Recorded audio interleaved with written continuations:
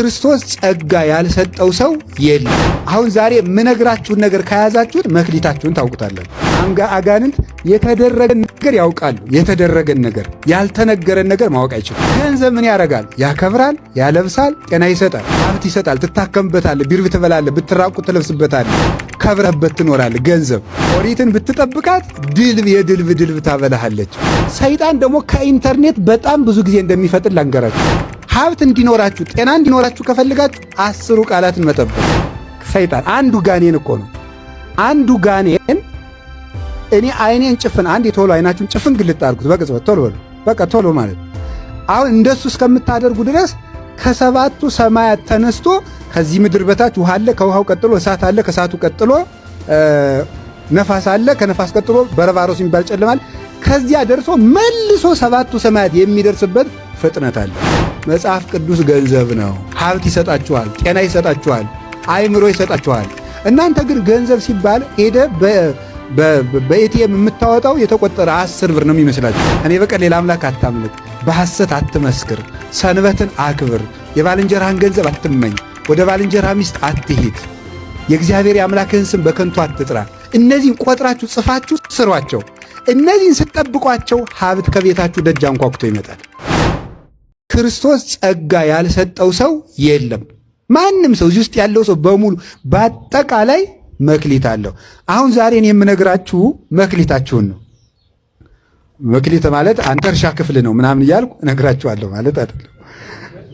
አሁን በእርግጥ ማለት በእውነት ነው። አሁን ዛሬ የምነግራችሁን ነገር ከያዛችሁት መክሊታችሁን ታውቁታላችሁ፣ ትሰራላችሁ። እዚህ ላይ ስትሰሩ መክሊታችሁ ራሱ ይመጣል ማለት ነው።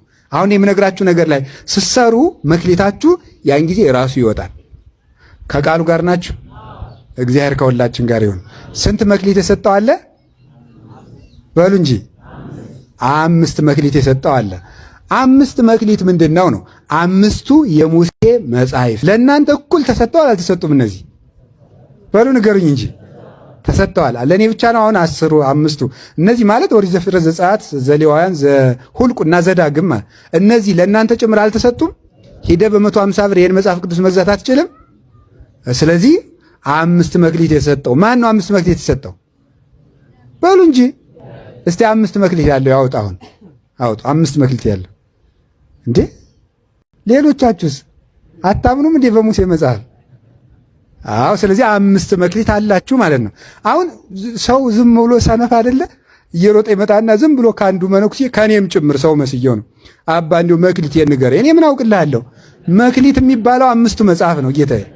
ይሄንን ስትሰራ መክሊትህን ታውቃለህ። 5ቱን ከሰራ እንጂ እኔ ጠንቋይ ነኝ እንዴ? እኔ ማውቅ ሲጀመር ጠንቋይስ ያውቃል እንዴ?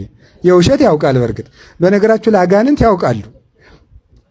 አጋንንት የተደረገን ነገር ያውቃሉ። የተደረገን ነገር ያልተነገረን ነገር ማወቅ አይችሉም። የተደረገን ለምሳሌ አሁን እኛ እዚህ ተቀምጠናል። አሜሪካ ማወቅ ትችላለች አትችልም? እኛ እዚህ እንደተሰበሰብን በደንብ በሳተላይት አይደል እንዴ ታውቃለህ። እንግዲህ ሰዎች በሳተላይት ማወቅ ከቻሉ የአጋንንትን ፍጥነት እንገራችሁ። ሳተላይት በጣም ፈጣን ነው እንግዲህ አይደለም? ፈጣን አይደለም? ፈጣን አይደለም ወይ? በጣም ግሩም። ሳተላይት በጣም ፈጣን ከሆነ አሁን እዚህ ተቀምጦ እኔ አሁን እዚህ ቁጭ ብዬ ኢንተርኔት ቢኖር ኑሮ አሜሪካ መሰማት እችላለሁ አልችልም? አሁን በኢንተርኔት እንደዚህ ተደርጓል ማለት ነው። ጥሩ። ሰይጣን ደግሞ ከኢንተርኔት በጣም ብዙ ጊዜ እንደሚፈጥን ላንገራችሁ። ሰይጣን አንዱ ጋኔን እኮ ነው። አንዱ ጋኔን እኔ አይኔን ጭፍን አንድ የቶሎ አይናችሁን ጭፍን ግልጥ አድርጉት በቅጽበት ቶሎ በሉ። በቃ ቶሎ ማለት አሁን እንደሱ እስከምታደርጉ ድረስ ከሰባቱ ሰማያት ተነስቶ ከዚህ ምድር በታች ውሃ አለ፣ ከውሃው ቀጥሎ እሳት አለ፣ ከእሳቱ ቀጥሎ ነፋስ አለ፣ ከነፋስ ቀጥሎ በረባሮስ የሚባል ጨለማ አለ። ከዚያ ደርሶ መልሶ ሰባቱ ሰማያት የሚደርስበት ፍጥነት አለው። ገባችሁ?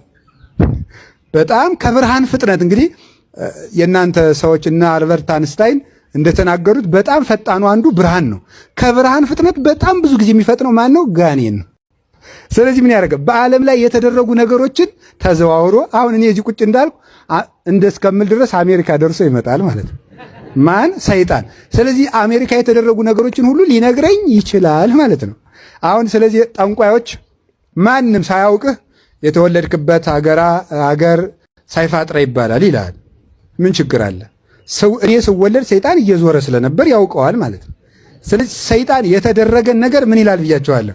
ያውቃል ማለት ነው። ሰይጣን የተደረገን ነገር ስለሚያውቅ ጠንቋዮች እኛ ያልነገርናቸውን ነገር ቢናገሩ ልናደንቃቸው አንችልም። አሁን ወደ ትምህርታችን እንመለስ። 5 መክሊት የሰጠው አለ። 5 መክሊት ምንድን ነው? በሉ ንገሩ እንጂ።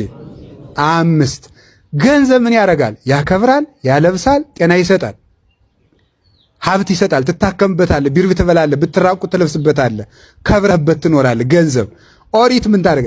ለማቀብ ከኦሪተከ ትበል ከራሜ ከራሜከ ኦሪትን ብትጠብቃት ድልብ የድልብ ድልብ ታበላሃለች። ወይ ሰፍፍ ማይበብተ ወይንከ ውስተ ማይድከ የወይን ዘለላ በማይድ ሞልቶ ይኖራል ይተርፋል።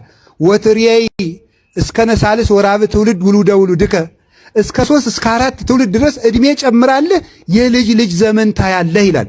ስለዚህ ኦሪት ገንዘብ መክሊት ገንዘብ ከሆነ መጽሐፍ ቅዱስ ገንዘብ ነው። ሀብት ይሰጣችኋል፣ ጤና ይሰጣችኋል፣ አይምሮ ይሰጣችኋል። እናንተ ግን ገንዘብ ሲባል ሄደ በኤቲኤም የምታወጣው የተቆጠረ 10 ብር ነው የሚመስላችሁ። ይሄ ገንዘብ ነው። 5 የተቀበለው ሰውዬ ስንት አተረፈ? በሞቴ በሉ ንገሩኝ እንጂ 5 አተረፈ። 10 ቃላትን ያዘ ማለት ነው። 10 ይሆናል አይደለም? ይሄ 5ቱ ህገጋት ውስጥ 10 ቃላትን አትርፎ የሰራ ማለት ነው። ይሄ ሰው ገንዘብ አለው። ሀብት እንዲኖራችሁ ጤና እንዲኖራችሁ ከፈልጋችሁ 10 ቃላትን መጠበቅ። ኢታምልክ ባዕድ አምላክ ዘእንበሌ እኔ በቀር ሌላ አምላክ አታምልክ፣ በሐሰት አትመስክር፣ ሰንበትን አክብር፣ የባልንጀራህን ገንዘብ አትመኝ፣ ወደ ባልንጀራ ሚስት አትሂድ፣ የእግዚአብሔር የአምላክህን ስም በከንቱ አትጥራ። እነዚህን ቆጥራችሁ ጽፋችሁ ስሯቸው። እነዚህን ስትጠብቋቸው ሀብት ከቤታችሁ ደጅ አንኳኩቶ ይመጣል። እነዚህ ገንዘቦች ናቸው። 10 መክሊት ያተረፈ አለ። ከቃሉ ጋር ናችሁ? እሺ 2 መክሊት የተሰጠው አለ። ስንት መክሊት? 2 መክሊት። እነዚህ 2 መክሊቶች ምንና ምን ናቸው ስትሉ ፍቅረ ቢጽና ፍቅረ እግዚአብሔር ይባላሉ። እግዚአብሔርን መውደድና በሉ ሰውን መውደድ። እነዚህ 2 መክሊቶች ናቸው። እግዚአብሔርን መውደድ፣ ሰውን መውደድ። እግዚአብሔርን መውደድ ከራስ በላይ፣ ሰውን መውደድ እንደ ራስ። ሰውን መውደድ እንደማን? እንደ ራስ። ሰውን ስትወደው እንደ ራስህ። አጭር ነገር ነው። በቃ ሰውን መውደድ ቀመሩ ከጠፋችሁ አጭር ነው። እንደ ራስ ማለት ለራስ የምትፈልገውን ለባልንጀራ ምን አልበል ነው። አንተ እንዲያደርጉብህ የምትፈልገውን ለባልንጀራ አንተ እንዲያደርጉብህ የማትፈልገውን ለባልንጀራ ምን አትበል ነው። እንዲያደርጉልህ የምትፈልገውን። በጣም ጥሩ። እኔ አሁን ልንገራችሁ። እናንተ ሰረቃችሁኝ አይበለውና የሆነ ነገር ሰረቃችሁ ደግሞ ደበደባችሁኝ። በቃ ይህንን አድርጋችሁ ሌላ ቀን ስትመጡ ምንም ችግር የለም ብላችሁ አትወዱኝም? ትወዱኛላችሁ። እንዴት ያለ ይቅር ባይ ሰውዬ ነው ትላላችሁ። ያን ሁሉ አርጌው እኮ ተወልኝ ትላላችሁ። አንተ ይሄንን ለዚህ አድርገው ነው ለማን? አንተ ብዙ ነገር አድርገህ ሰው ሲተውልህ ደስ ይለህ የለ? እሱን አድርገው ለባልንጀራህ ነው። ብዙ ያደረገህን ሰውዬ ምን በልለት ነው? ተውለት። አንተ ሲተውልህ ደስ እያለ መስሎኝ። አንተ ደስ ካለ ለዚያ ሰውዬም ደግሞ ተውለት። ይሄንን ነው። ይሄ ሰውን መውደድ። ሲራክም ይላል የምታየውን ሰው ጠልተህ የማታየውን እግዚአብሔርን እወደዋለሁ ብትል አንተ ሐሰተኛ ነህ። ሰው የእግዚአብሔር መልክ ስለሆነ ማለት ነው። የእግዚአብሔር መልክ ነው። ሰውን የሚወድ ሰው እግዚአብሔርን ይወዳል። ሰውን የሚጠላ ሰው እግዚአብሔርን ይጠላል። ስለዚህ ተመልከቱ። ወበእላ ክሌቲ ኤው ይሄ ስንት ጣት ነው? ይሄኛው እጅስ 5 ስንት ይመጣል? 10። በጣም ጥሩ። አሁን ይሄንን እጄን እዚህ ላይ በሰይፍ ብትቆርጡት 5ቱ ጣቶች ምን ይሆናሉ? ምን ይሆናሉ? በሉ እንጂ። እሺ ግራ እጄን ደግሞ በሰይፍ ቁረጡት 5ቱ ምን ይላሉ? አሁን ልብ በሉ እንግዲህ ልብ በሉ። ወበእላ ክሌቲ ትእዛዛት ተሰቅላ ኦሪት ወነቢያት 5 ጣት በቀኝ እጄ 5 ጣት በግራ እጄ። ሁለት 10 ያዙ። እንደዚህ አንጠልጥለው 5ቱ ናቸው እንደዚህ አድርገው ያዙ። ሁለቱ 5 ይዘዋል። አንዱ 5 ሁለቱ ስንት ይዘዋል? 10 ይዘዋል። ሰውን መውደድ ስንቱን ይይዛል? 5ቱን። እግዚአብሔርን መውደድ ስንቱን ይይዛል? 5ቱን ይይዛል ማለት ነው። ሁለቱን ስትጥሳቸው ምኑን ታጣለህ? 10ሩን ታጣለህ ማለት ነው። እግዚአብሔርን የማትወደው ከሆነ 5ቱን ታጣዋለህ። ሰውን ስትጠላ 5ቱን ታጣለህ። እዚያ ምን ትሆናለህ? ጉንድሽ ቆማጣ ማለት ነው። ፍቅረ እግዚአብሔርና ፍቅረ ሰብ ፍቅረ ቢጽ የጎደለው ሰው ቆራጣ ነው ማለት ይሄ ነው ማለት። ይሄንን እንደ እጅ አደረገና ተሰቅላ ኦሪት ወነቢያት በእነዚህ በሁለቱ ኦሪት ፍቅረ ቢጽና ፍቅረ እግዚአብሔር ክንድ አደረጋቸው ብርታት የሚሰጡ ኦሪትም ነቢያትም ጸንተው የሚኖሩ እግዚአብሔርን በመውደድና ሰውን በመውደድ ነው እና ሁለቱ ናቸው። በነገራችሁ ላይ ሰው ከኃጢአት ለመዳን ጽድቅን ለመስራት ብቸኛው ምርጫ ምን እንደሆነ ታውቃላችሁ? እግዚአብሔርን መውደድ። እግዚአብሔርን መውደድ። እንዴት ነው እግዚአብሔርን መውደድ የሚሆነው? እሺ ገበሬውን የሚቆፍረው ምንድን ነው?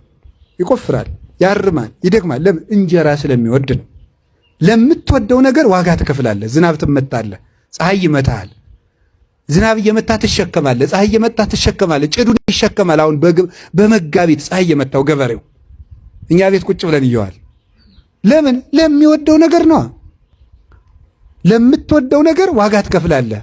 ልክ እግዚአብሔርን የምትወዱት ከሆነ ለእግዚአብሔር ምን ማለት ነው? ዋጋ መክፈል። ለምሳሌ ሌሊት እግዚአብሔርን ተነስቶ ማመስገን፣ ዳዊት መድገም አንድ ነገር ነው። ተኝተ ማደር ሌላ ነገር ነው። የምትወደው ከሆነ የእንቅልፍ ዋጋ ለእግዚአብሔር ትከፍላለህ ማለት ነው። እግዚአብሔርን ማገልገል እግዚአብሔርን ማመን ማለት የሚወዱት ነገርና እግዚአብሔር ለምርጫ ሲቀርቡ የምንወደው ነገር ትተን እግዚአብሔርን መምረጥ መቻል ማለት ነው። ክርስትና ማለት የመምረጥ ብቃት ያለው ሰው ነው። ክርስቲያን ማለት መምረጥ የሚችል ይሄን ትቶ ይሄን የሚጸየፍ የሚያጸየፈውን ትቶ እግዚአብሔርን መምረጥ በየቀኑ ውሸትና እውነት፣ ሐሰትና እውነት፣ ሌብነትና ምጽዋት፣ ዝሙትና ንጽህና፣ ጉቦ መብላትና ቅን መፍረድ፣ ዘረኝነትና አንድነት በየደቂቃው በየፌርማታው ለምርጫ ይቀርቡልሃል። የመምረጥ አቅም ያንተ ነው።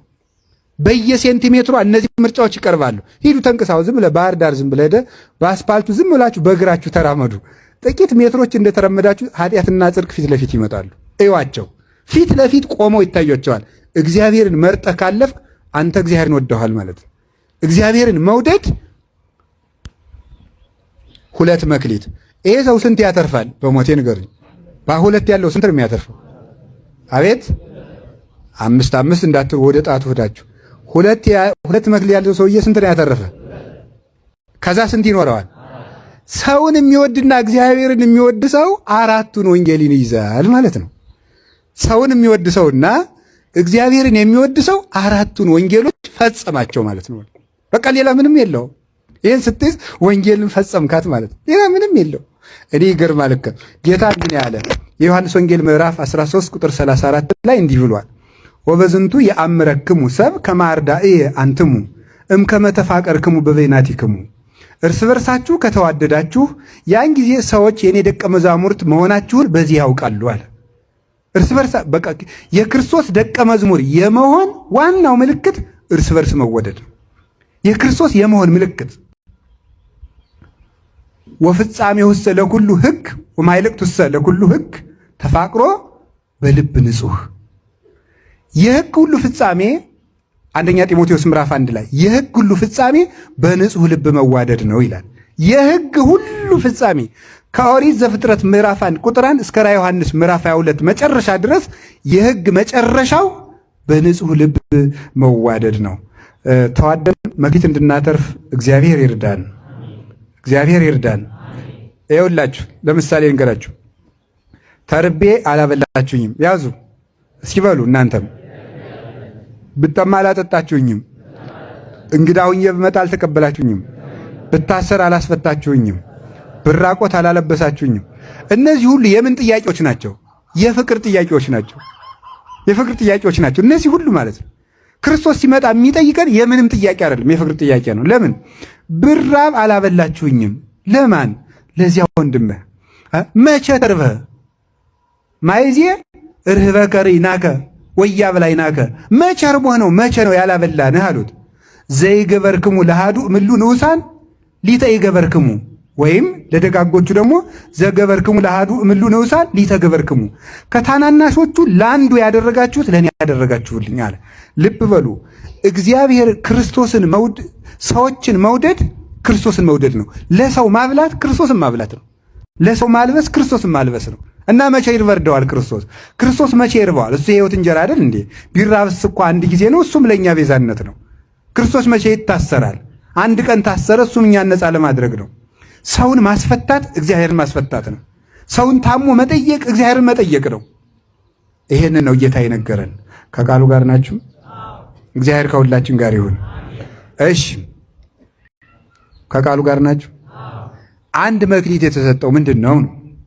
አንድ መክሊት የተሰጠው በበጎ ነው የምንወስደው ይሄን ሁሉ ማለት ነው። አንድ መክሊት የተሰጠው ሰው መሆን ነው። እስኪ ሰው መሆን በሉ በሉ ንገሩኝ እንጂ ሰውነት አንድ መክሊት ነው። ያንን ያጠፋው ማለት ያንን ባጠፋበት ያጠፋው ነው። መጥፊያውን በኋላ ነግራችኋለሁ።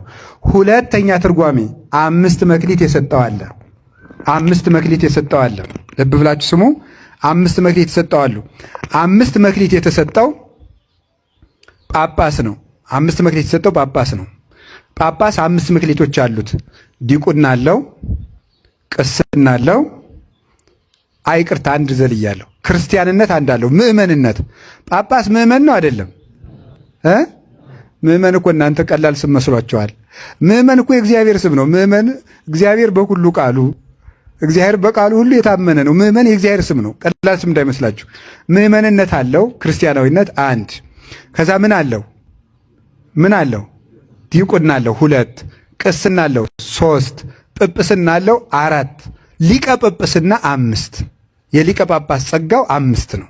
5 መክሊቶች አሉት ማለት ነው።